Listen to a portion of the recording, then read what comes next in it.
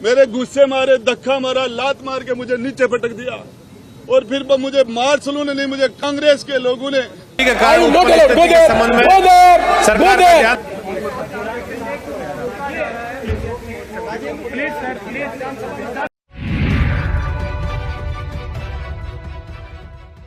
नमस्कार, इन खबर में आपका स्वागत है। इस साल के अंत में जिन 5 राज्यों में विधानसभा का चुनाव होना है उसमें मध्य प्रदेश, राजस्थान, छत्तीसगढ़, तेलंगाना और मिजोरम है। राजस्थान में इन दिनों लाल डायरी को लेकर के तूफान है। आखिरकार इस लाल डायरी में सीएम अशोक गहलोत का कौन सा ऐसा राज छिपा है जिसकी वजह से हो रहा है हंगामा, और पूर्व मंत्री गुढ़ा को क्यों किया जा रहा है परेशान? क्या उनके पास वो लाल डायरी है जिसमें राज छिपे हैं? इस वजह से आज उनके साथ धक्का मुक्की मारपीट हुई है। उनको 2 दिन पहले बर्खास्त कर दिया गया था।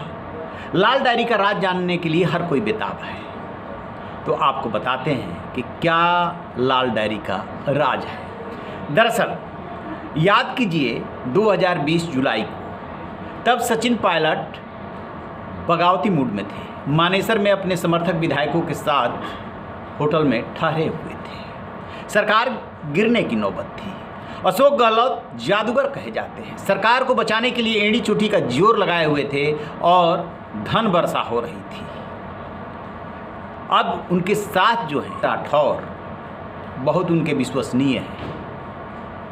उनकी आदत है वो डायरी लिखते हैं और किससे मिले, कहाँ गए, किससे क्या बात की, सब कुछ उस डायरी में लिखते हैं। पुराने लोगों की, बहुत सारे लोगों की ऐसी आदत है।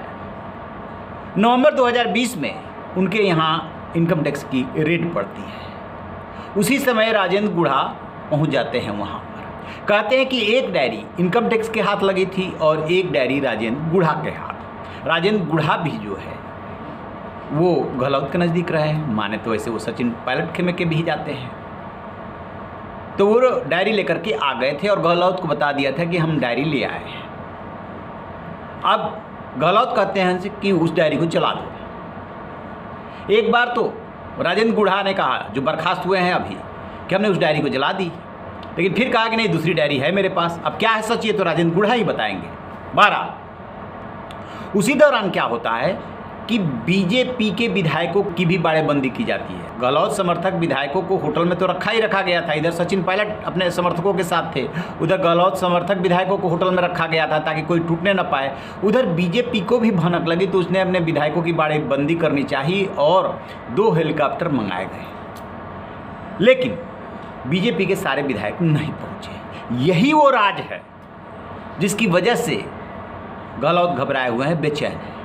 कहा यह जाता है कि गहलोत की और पूर्व मुख्यमंत्री वसुंधरा राजे की, दोनों की बहुत अच्छी दोस्ती है।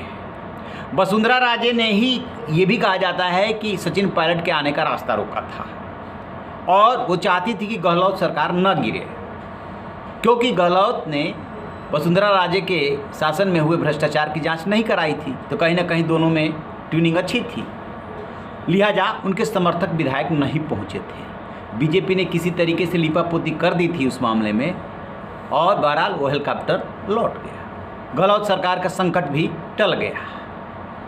अब ये बात आ रही है कि सारा राज उस लाल डायरी में है कि बीजेपी के या दूसरे विधायकों को साधने के लिए गहलोत ने जो पैसा दिया था, ये उसमें उसका डिटेल है।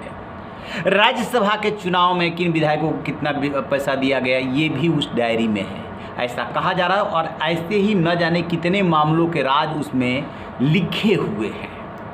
अब क्या होता है, 2 दिन पहले यानी कि 21 तारीख को विधानसभा में जब मणिपुर का मसला उठता है तो राजेंद्र गुढ़ा कह उठते हैं कि आप मणिपुर की बजाय अपने प्रदेश की बात कीजिए, अपने सूबे की बात कीजिए। राजस्थान में महिलाएं सुरक्षित नहीं हैं। इतना उनका कहना था कि उनको जो है बर्खास्त कर दिया गया। चूँकि चुनावी साल है, इसलिए लगा सरकार को कि जहां कांग्रेस बीजेपी पे भारी पड़ रही थी मणिपुर को लेकर के, ये तो कांग्रेस ही घिर गई। आनंद फानन में बर्खास्त किया गया, लेकिन राजेंद्र गुढ़ा भी मानने वाले नहीं थे। लिहाजा आज सोमवार 24 तारीख को वो एक लाल डायरी लेकर के विधानसभा पहुँचे और देखिए वहाँ पर कैसे उनकी बहस हो रही है स्पीकर सीपी जोशी से। कुछ राष्ट्रीय राजमार्गों के नियम विरुद्ध टोल वसूली के कारण उत्पन्न स्थिति के संबंध में सरकार का ध्यान आकर्षित करना चाहता हूं। मैं चेम्बर में या नहीं या not allowed. I will not allow you. I said मैं आपको बात अच्छा लगता मैं बाहर निकाल दूंगा। इसके बाद वो भिड़ते हैं शांतिधारी वाल से। शांतिधारी वाल से उनकी छीना झपटी हुई, धक्का मुक्की हुई और वहीं पे उनका कहना है कि मंत्रियों से ने उनके साथ मारपीट की लात घूंसे बरसाए हैं। फिर एक सीन आता है, बाहर जैसे ही वो निकलते हैं तो उनको विधायक उनके साथ कांग्रेस के विधायक धक्का मुक्की करते घेरे हुए से खड़े हैं। वो भी सीन देख लीजिए।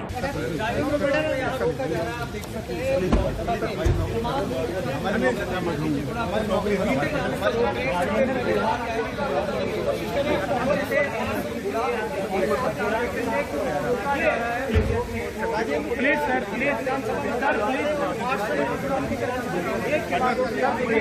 कतार लगाकर यहाँ पर नहीं जाने दिया था उनको अंदर।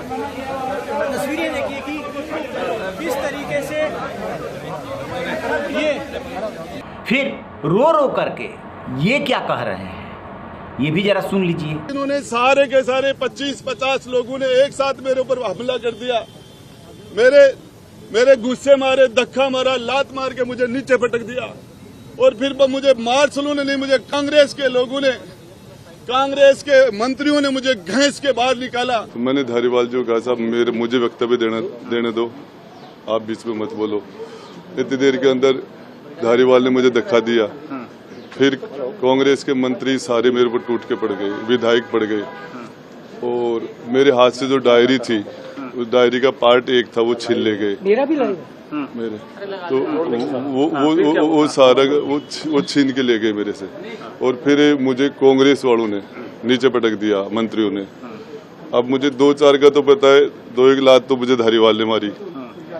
फिर एक मुझे महेश जोशी ने भी मारा, धारीवाल जी ने, और मंत्री थे सारे के सारे मेरे ऊपर पड़ गए और मुझे लात गुस्से से वो मारने लगे, मेरे से वो डायरी छीन ली उन्होंने। इस तरीके से राजस्थान में अंदर और बाहर वहाँ की सियासत काफ़ी गर्म है।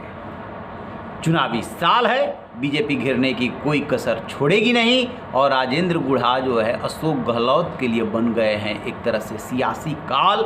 ऐसा लग रहा अशोक गहलोत खेमे को कि ये मामला बहुत पड़ जाएगा भारी। तो आधी डायरी तो गुढ़ा का कहना है कि इन लोगों ने छीन लिया, लेकिन अभी भी उनका दावा है कि आधी डायरी उनके पास है जिसमें बहुत सारे राज हैं और ये गहलोत के लिए बहुत ही भारी पड़ेगा।